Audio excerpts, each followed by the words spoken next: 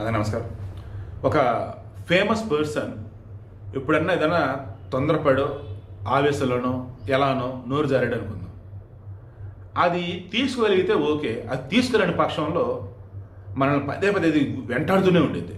అప్పుడు అది ఎప్పుడు మన నుంచి విడిపోయింది అంటే ఎవరైతే నోరు జారారో వాళ్ళకి క్షమాపణ చెప్పేంతవరకు. సో నేను నిన్న కూడా చెప్పా, చిరంజీవి గారు అంటే నాకు ద్వేషం లేదు. చిరంజీవి గారు అంటే సినిమా అంటే చిరంజీవి గారు, ఓకే. బట్ మొన్న ఆయన తెలంగాణ వేదికగా, హైదరాబాద్ వేదికగా గద్రబట్ల ప్రదర్శన జరుగుతున్న మూమెంట్లో మన పక్క రాష్ట్రం, మన పొరుగు రాష్ట్రం, తెలుగు రాష్ట్రం అంటూ ఆంధ్రప్రదేశ్ పేరు కూడా పలకకుండా దానిని ఆయన తక్కువ చేసిన విధానం నాకు అసలు నచ్చల.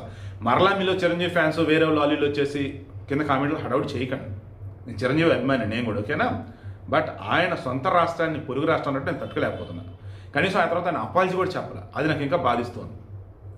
సో ఇప్పుడు ఆయన పొరుగు రాష్ట్రం, నేను తెలంగాణలో ఉన్నా, ఓకే, నా సొంత రాష్ట్రం. నేను పుట్టిన ఆంధ్రప్రదేశ్లో, అది నా సొంత రాష్ట్రం.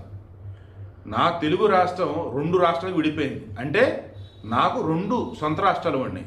నావి 2 తెలుగు రాష్ట్రాలు, నా సొంతం 2 నావే.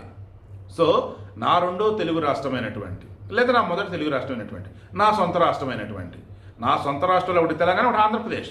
ఆ ఆంధ్రప్రదేశ్ సంబంధించి ఈరోజు ఒక అద్భుతమైన ఒక మ్యాప్ బయటకు వచ్చేసింది. క్యాపిటల్ అమరావతి, 28 రాష్ట్రాలు 28 రాష్ట్రాలు భారతదేశానికి భలే సింక్ అయిందండి. అసలు దేశంలో 28 రాష్ట్రాలు, 8 కేంద్ర ప్రాంతాలు, మన ఆంధ్రప్రదేశ్ 28 జిల్లాలు, ఆ జిల్లా హెడ్ క్వార్టర్లు. ఈ వీడియోలో నేను చెప్తా. వెనకాల ఏఐ క్రియేటెడ్, అది ఇది చిన్న చిన్న పొరపాట్లు ఉన్నట్టున్నాయి, బట్ ఈజీగా ఉండేది పెట్టాను చూడండి. కొన్ని మాత్రం కరెక్ట్గా నించున్నాడు. నా ఎదురు ప్రాంప్టర్ ఏమీ లేదు, చేతి స్క్రిప్ట్ ఏమీ లేదు. ఇష్టం నాకు జాగ్రఫీ అంటే, సో ఓన్లీ ట్రై చేస్తా. మన శ్రీకాకుళం దగ్గర మొదలు పెడదాం. శ్రీకాకుళం దాని యొక్క డిస్ట్రిక్ట్ హెడ్ క్వార్టర్ శ్రీకాకుళమే. విజయనగరం హెడ్ క్వార్టర్ విజయనగరమే. తర్వాత పార్వతీపురం హెడ్ క్వార్టర్. తర్వాత విశాఖపట్నం హెడ్ క్వార్టర్ వచ్చేసి విశాఖపట్నం, 4 అయినాయి. తర్వాత వచ్చేసి అల్లూరి సీతారామరాజు, అది వచ్చేటప్పటికేమో పాడేరు 5. తర్వాత అనకాపల్లి. తర్వాత వచ్చేసి మన పోలవరం, దీనికి వచ్చేసి రంపచోడవరం. తర్వాత వచ్చేసి అక్కడ ఈస్ట్ గోదావరి రాజమండ్రి.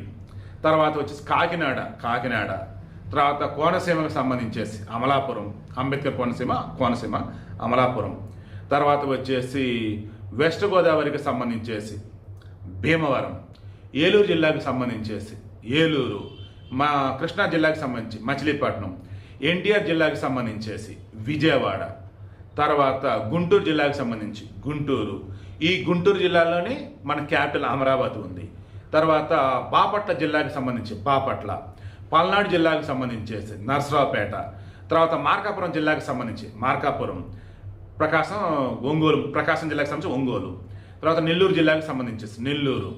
ఇక రాయలసీమ దానికి వచ్చినట్టయితే నంద్యాల జిల్లా నంద్యాల, కర్నూలు జిల్లా కర్నూలు, పుట్టపర్తి జిల్లా వచ్చేసి సత్యసాయి జిల్లా కదా పుట్టపర్తి, అనంతపురం జిల్లా అనంతపురం.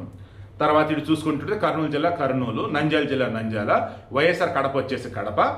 తర్వాత అన్నమయ్య జిల్లాకు సంబంధించేసి మదనపల్లె, చిత్తూరు జిల్లాకి సంబంధించేసి చిత్తూరు, తిరుపతి జిల్లాకు సంబంధించి తిరుపతి. ఇంకా బ్యాలెన్స్ ఏమున్నాయండి, ఇంకా ఆల్మోస్ట్ అన్నీ వచ్చినట్టేనా, నేను కౌంట్ చేయలేదు కింద.